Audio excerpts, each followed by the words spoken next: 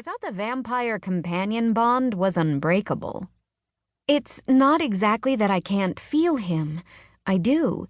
It's more like sensing someone is behind you but not being able to tell exactly where they are. Does that make sense? Yeah, I guess, Nadia says, not sounding so sure that she does. Commander, Aaliyah says as she walks across the grassy lawn toward us. How much longer do you want us to remain out here? I don't know, Nadia replies, sounding as uncertain as her words. I have no idea how all of this works. It's not like I can go to the local werewolf pack and ask them what I should expect to happen this evening. Just stay at your post for now, Aaliyah. For all I know, we might be out here all night. Aaliyah bows to Nadia and returns to her station next to one of the massive oak trees scattered throughout the backyard. I know there are at least 10 Valengard soldiers hidden throughout the area we're in to keep watch over Nadia. We're all waiting to see if she was infected by Damien when he bit her during the battle royale.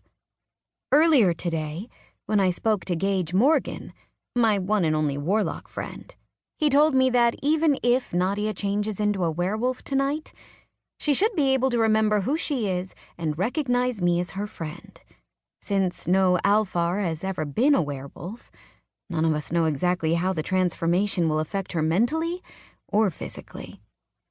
Have you heard anything from Shale about the condition of the others? I ask Nadia while we wait. Nadia shakes her head. Our mages say it's a timed spell that will have to run its course. There's no way to tell when Petru and the others will awaken.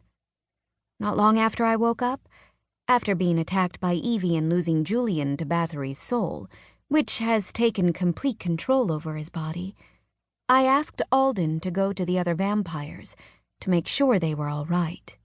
Unfortunately, they weren't. Evie's story about her and the others fighting the New Orleans pack of werewolves to retrieve Constance's baby had all been a fabrication. The truth ended up being much darker. From what we could piece together, Evie placed all of the other vampires and their companions into some sort of deep sleep. Alden said he found them all gathered in Mira's living room, lying on the floor and across furniture, as if Evie had cast the spell on them at the exact same time. The Alfar brought everyone here to Moonstone Manor to keep an eye on their condition and to monitor the long-term effects of Evie's spell.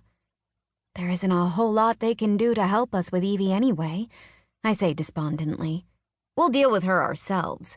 Nadia replies with a lot more confidence than I can muster at the moment. The vampires will have their own problems to deal with when they wake up. I take it you've heard a report about Janus and Sophie's activities in the city?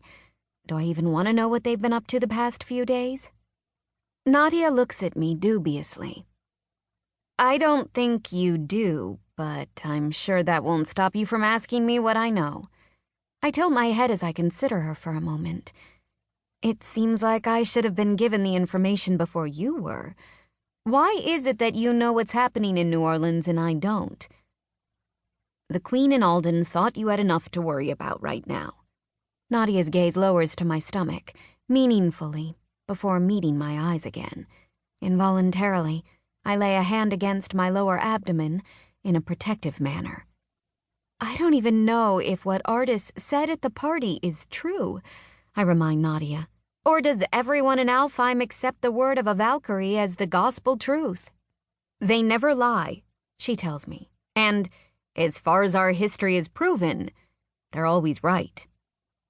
Nadia's confirmation of Artis's claim that I'm pregnant brings me little comfort. How can I bring a new life into a world that's falling apart around me? Even if I'm pregnant, what sort of life will he or she lead? Which traits from me and Julian will our baby inherit? Will it even be able to survive outside my body once it's born? From what we've been able to deduce, it was my ability to bring the dead back to life while touching them that enabled Julian's contribution to the pregnancy to become viable. Will our child have a life of its own, or perpetually live between life and death? Nadia opens her mouth to say something else to me, but her features quickly contort into a grimace as she wraps both of her arms around